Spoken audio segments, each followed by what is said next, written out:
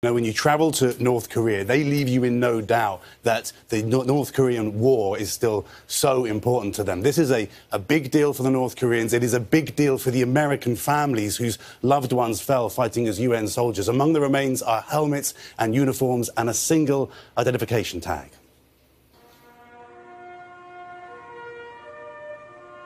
On their way home, with full honours this morning, dozens of coffins wrapped in the UN flag, believed to contain the remains of fallen American soldiers, leaving the Korean peninsula nearly 70 years after the end of the Korean War. Encouraged by recent cooperation with North Korea on this humanitarian effort that enabled the transfer of 55 sets of remains.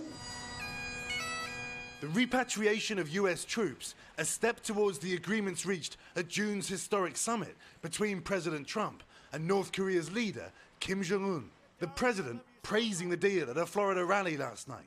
There's been no nuclear testing.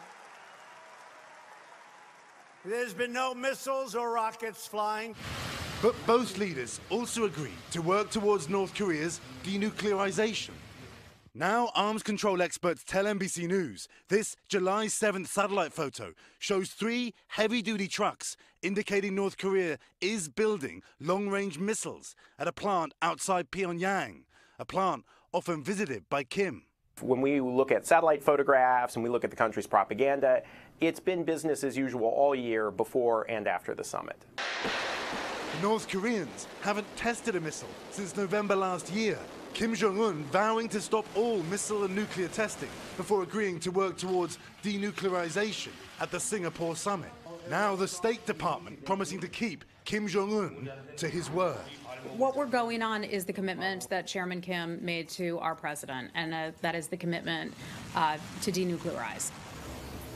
And Secretary of State Pompeo is now on his way to Hawaii, where those remains will be identified through DNA. Last week, he admitted that North Korea is still producing nuclear weapons fuel. Guys, though, that doesn't necessarily mean that the agreements made with President Trump have been broken, because, of course, one of the big issues with those agreements is there isn't that much detail. Right. The hard part was to come. Right, yeah. exactly right. All right, Keir. Thank you. Thank you. Hello, Today fans. Thanks for checking out our YouTube channel. Subscribe by clicking that button down there and click on any of the videos over here to watch the latest interviews, show highlights, and digital exclusives.